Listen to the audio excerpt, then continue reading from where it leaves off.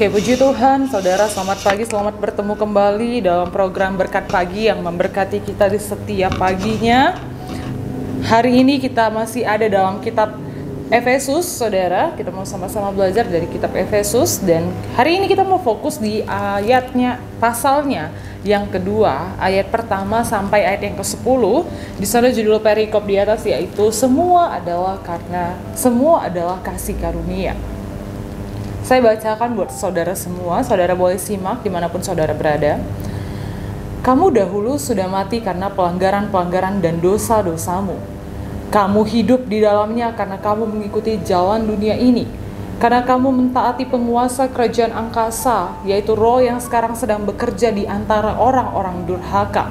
Sebenarnya dahulu kami semua juga terhitung di antara mereka, ketika kami hidup di dalam hawa nafsu daging dan menuruti kehendak daging dan pikiran kami yang jahat. Pada dasarnya kami adalah orang-orang yang harus dimurkai, tetapi seperti mereka yang lain. Tetapi Allah yang kaya dengan rahmat, oleh karena kasih-Nya yang besar yang dilimpahkannya kepada kita, telah menghidupkan kita bersama-sama dengan Kristus, sekalipun kita telah mati oleh kesalahan-kesalahan kita. Oleh kasih karunia kamu diselamatkan, dan di dalam Kristus Yesus Ia telah membangkitkan kita juga dan memberikan tempat bersama-sama dengan Dia di sorga, supaya pada masa yang akan datang Ia menunjukkan kepada kita kekayaan kasih karunia-Nya yang melimpah-limpah sesuai dengan kebaikan-Nya terhadap kita di dalam Kristus Yesus. Sebab karena kasih karunia kamu diselamatkan oleh iman. Itu bukan hasil usahamu, tetapi pemberian Allah. Itu bukan hasil pekerjaanmu, jangan ada yang memegahkan diri. Karena kita ini buatan Allah, diciptakan dalam Kristus Yesus untuk melakukan pekerjaan baik yang dipersiapkan Allah sebelumnya. Ia mau supaya kita hidup di dalamnya. Puji Tuhan, saudara yang diberkati oleh Tuhan. Awal dari pasal 2 ini ialah di mana Paulus kembali mengingatkan jemaat Efesus tentang kehidupan lama mereka, saudara, yang penuh dengan dosa. Di mana kita tahu bersama jemaat Efesus, sewaktu mereka masih belum terima pesan dari Paulus, mereka hidup dalam dosa, saudara.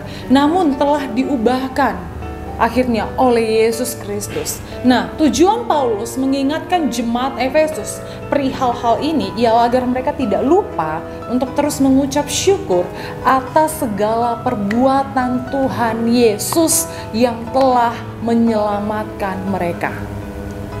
Jadi Paulus mengingatkan kembali kepada jemaat Efesus di situ di ayat pasalnya yang kedua dalam ayat-ayat yang pertama.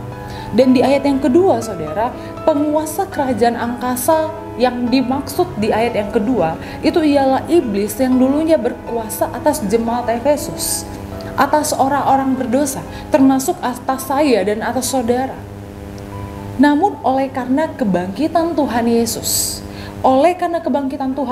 maka Yesus telah menang atas iblis. Yesus telah menang atas segala kuasa-kuasa iblis, dan Ia menjadi penguasa sesungguhnya. Yesus menjadi penguasa sesungguhnya yang kekal atas seluruh dunia ini. Dan kalau kita lihat di ayat yang keempat sampai ayat yang kelima di sana, saudara, yang sudah saya bacakan tadi, sesungguhnya Allah bisa saja membiarkan kita mati secara rohani. Allah bisa saja membiarkan kita terus hidup dalam dosa kita, terus memberontak terhadap Dia, hingga akhirnya nanti kita akan terima upah dari dosa. Bisa saja Allah lakukan tersebut, tapi Allah tidak melakukan hal demikian. Allah tidak melakukan hal demikian, saudara. Kasih Allah yang sangat besar itu menutupi pelanggaran-pelanggaran kita. Kasih Allah yang besar kepada saya dan saudara itu berusaha untuk menarik kita dari kuasa dosa, berusaha untuk menyelamatkan kita dari hukuman akan dosa.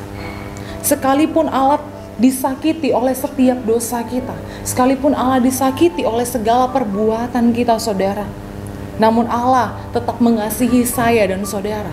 Tidak ada kasih yang lebih besar dibandingkan kasih Yesus. Tidak ada kasih yang lebih besar dibandingkan kasih Bapa kepada anak-anaknya, saudara. Amin.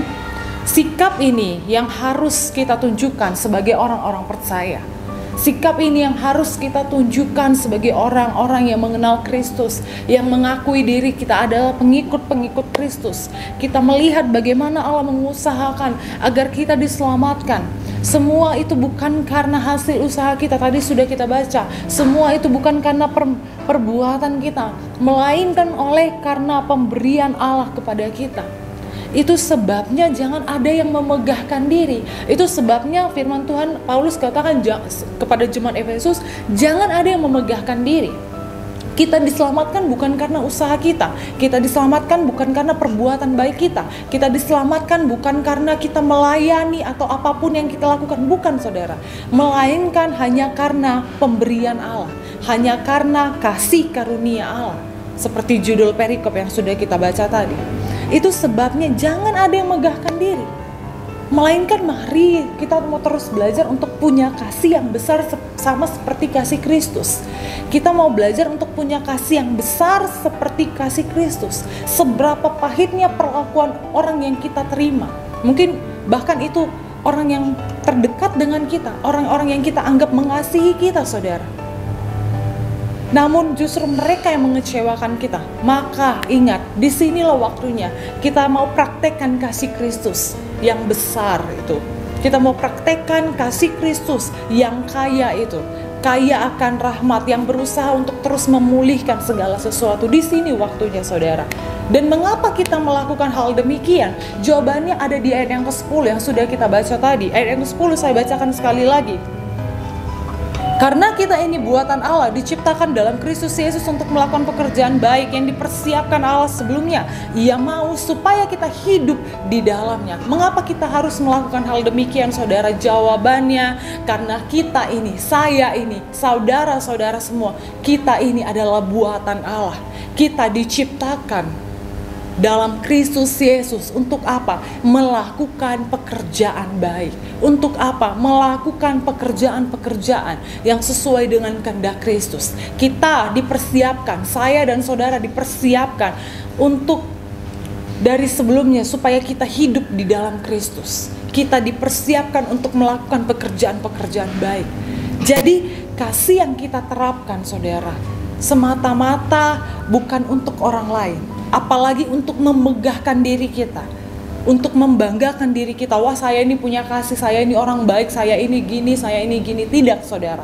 Melainkan kasih yang kita praktekkan, kasih yang kita terapkan, itu semua kita lakukan untuk pekerjaan baik yang dipersiapkan Allah sebelumnya. Ia mau, Allah mau, Yesus mau supaya saya dan saudara hidup di dalam Kristus. Biarlah firman Tuhan pagi hari ini boleh kembali memberkati kehidupan saya dan saudara. Ingat, kita diselamatkan karena kasih karunia. Jangan seorang pun membanggakan diri. Melainkan mari kita terus praktekkan kasih Kristus dalam kehidupan kita. Demikian firman Tuhan, Immanuel, Allah beserta kita. Perlu kau Tuhan.